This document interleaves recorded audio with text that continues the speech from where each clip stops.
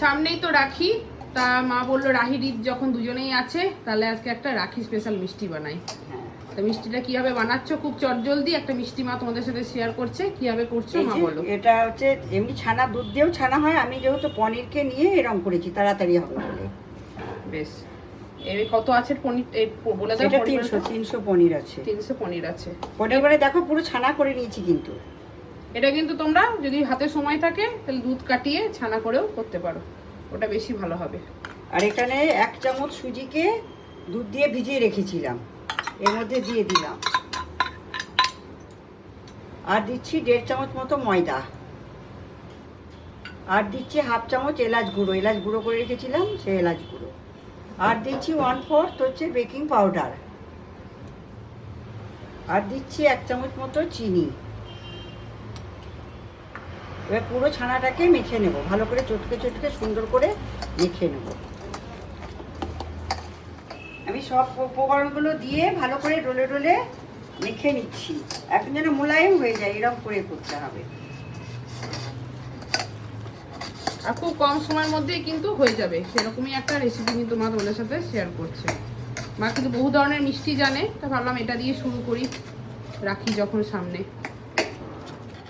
এইভাবে হাতের সাহায্যে এইভাবে ডলে নিতে হবে, যেমন করে ওই মিষ্টি বানাই সেরকম। আমার এটা মাখা হয়ে গেছে পুরোটা, আমি 10 মিনিট এটা রেখে দিচ্ছি ঢাকা দিয়ে।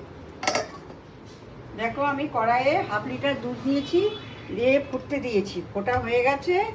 এবার আমি এখানে এই 150 মতো খোয়া ক্ষীরকে এখানে দিয়ে দিলাম। 1/2 লিটার দুধে এখানে 150 গ্রাম মতন খোয়া ক্ষীরকে গ্রেট করে দিয়ে দিল। এটা দিলে কেন মা? এটা ঘন করার জন্য দিলাম। হ্যাঁ, দুধটা বেশ ক্ষীর লাগবে, তাই তো? হ্যাঁ, ক্ষীর হবে। বেশ, এটাকে দিয়ে আবার কিছুক্ষণ ফোটাবে। খোয়াটা দিয়ে একটু ঘন করে নেওয়া হলো, এবার কি দেবে মাইতে? এই চিনি দেবো, এখানে 4 চামচ চিনি আছে, এর মধ্যে দিয়ে দিলাম। এটা তো মিষ্টি, সেই জন্য চিনি দিলাম। তবু বলে দিচ্ছি, যারা একটু বেশি মিষ্টি খাও তাহলে আর একটু মিষ্টি দিতে পারো, যারা কম খাও তারা একটু মিষ্টি কমিয়ে দিতে পারো।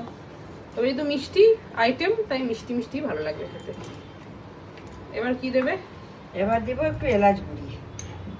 এবার দিয়ে দেওয়া হচ্ছে এলাচ গুঁড়ো।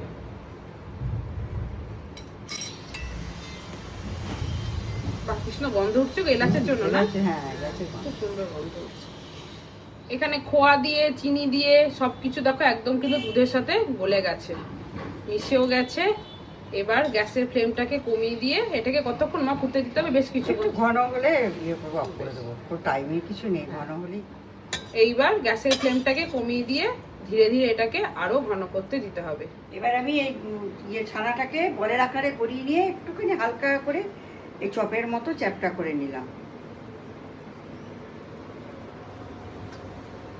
এবার এই সবগুলোকে এভাবে গড়িয়ে নিই। এবার এইখানে বলে দিই, তোমরা পুরো ভাজাটাই ঘিতে করতে পারো, খেতে খুবই ভালো লাগবে। আমাদের এখানে ঘি আর সাদা তেল মিশিয়ে করছো নাকি মা? হ্যাঁ, ঘি আর সাদা তেল। ঘি আর সাদা তেলটা বেশি আছে, ঘিটা কম আছে আমার।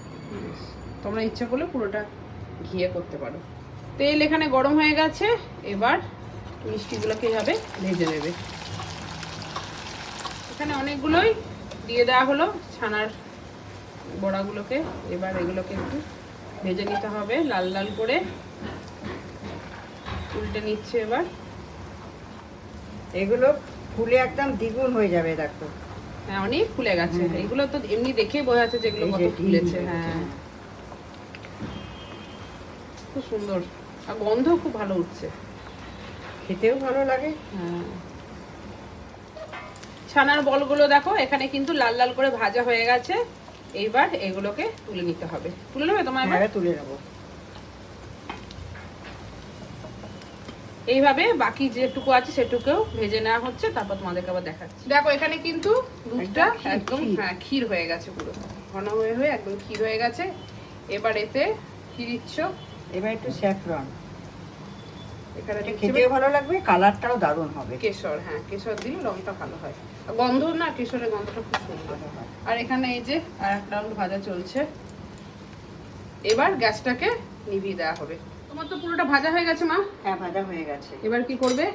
এবার সবগুলোকে ক্ষীরের মধ্যে দিয়ে দেবো। আমি সব বলগুলো ক্ষীরের মধ্যে দিয়ে দিলাম। আর তোমাদের যাতে চটজলদি হয়। তোমরা তো এখন তো হাতে কারো সময় নেই, সেই জন্য ছানা কেটে করা খুব ঝামেলা। তোমরা এই পনির নিয়ে করবে, খুব ভালো হয়।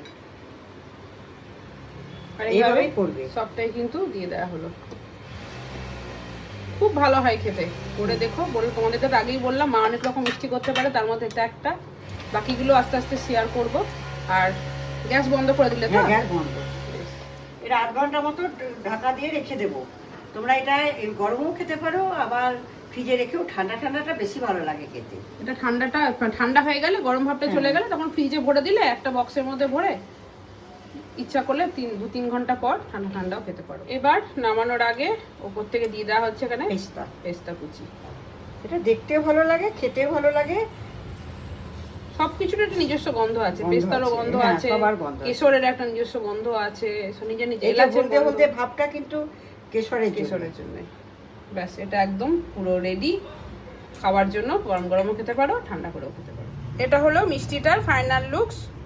তোমরাই বলো কেমন লাগছে দেখতে। আমার এই চটজলদি মিষ্টিটা কেমন লাগলো তোমরা জানিও।